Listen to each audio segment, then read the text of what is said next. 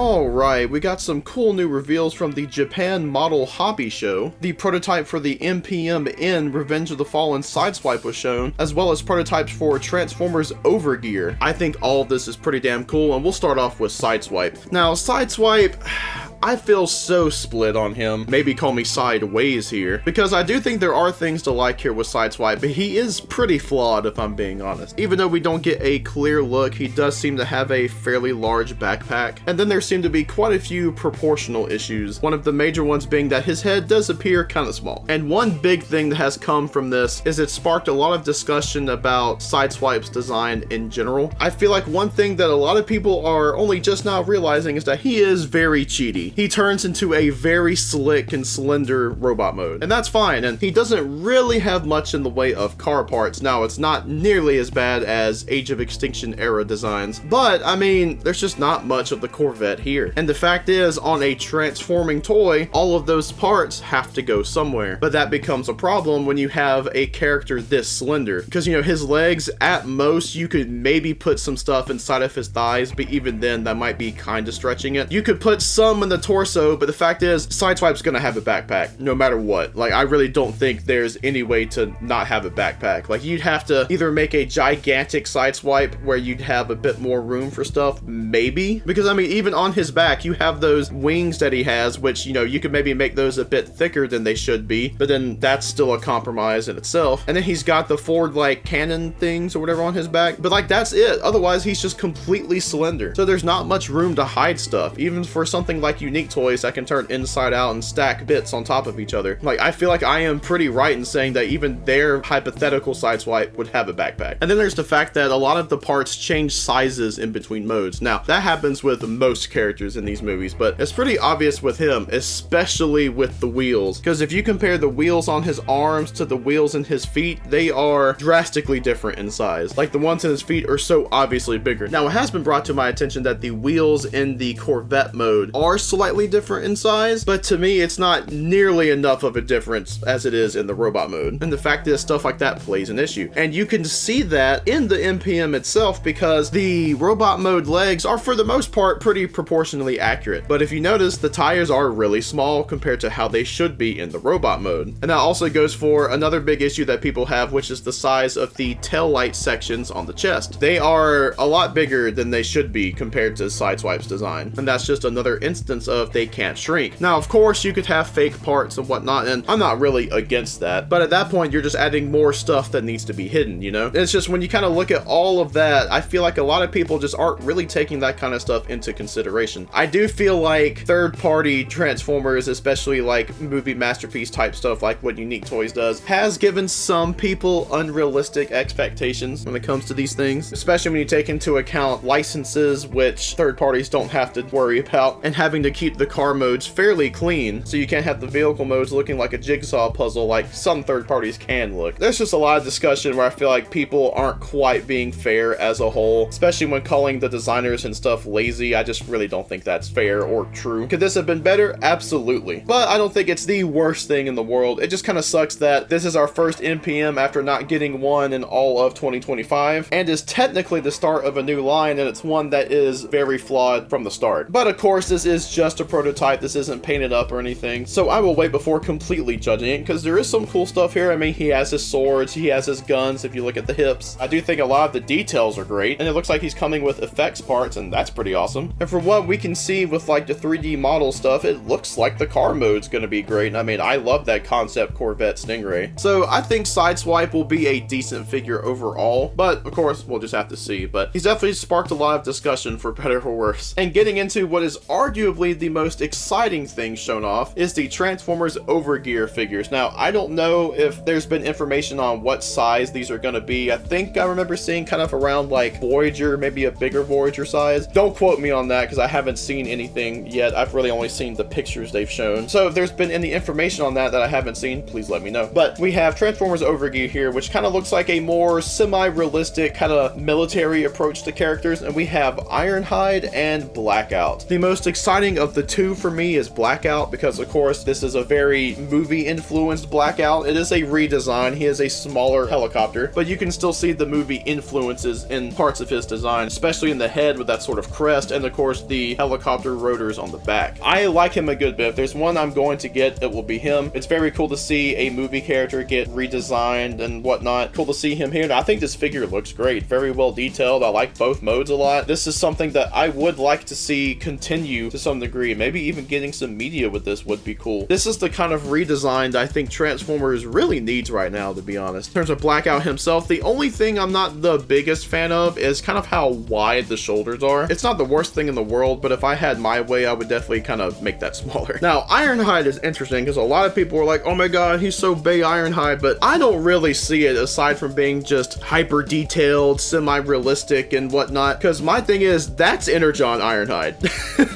The alt mode, while not 100% a match, is definitely Energon Ironhide, even with like the weapons and stuff. And again, while not one-to-one, the robot mode is more reminiscent of Energon Ironhide than anything. Now, of course, you can argue that there are movie influences, because I would definitely say there are. I think he looks good. Not the biggest fan of this one. I just feel like this isn't one that I'll really go for, especially if these end up being kind of pricey. Again, Blackout for sure. Ironhide's kind of iffy, but I do think these are cool, and this has gotten quite a positive reception from people, especially because it's not just G1 again or G1 but a little different. Like, these are genuinely new type designs that take inspiration from past things but don't let that dominate the overall look. Plus, the aesthetic is pretty fucking cool. And another thing for both me and others is the fact that these aren't like top tier characters. Not that Ironhide isn't a top tier character, because he's definitely one of the best Autobots, but you know, he's not Optimus, or like in Blackout's case, you know, Megatron, Starscream, Shockwave, Soundwave, all that. You know, they didn't go with one of like the big 4 or 5 or whatever. So I think that's pretty neat, and I am looking forward to seeing where all of this goes. More characters in the style would be great, and it is a much needed breath of fresh air for the franchise. But tell me, what did you think of the reveal of Sideswipe and the Transformers Overgear figures? Do you like them? Are you not a fan? How do you feel about some of the discussion on MPMN Sideswipe? And what are you thinking about the Overgear figures? Let me know down in the comments. If you guys don't already know, I have a shop on Bonfire with a few shirts. Please check it out if you're interested. And I want to thank my members on Patreon. In my average bird tier, there is Schmoptimus Prime and Demonic Whisper. And in my bird of prey tier, there is Austin Gillis, Nighthawk, and Savage. The channel support is greatly appreciated, you guys. Thank you. And as always, I want to give a big thanks to everyone for watching,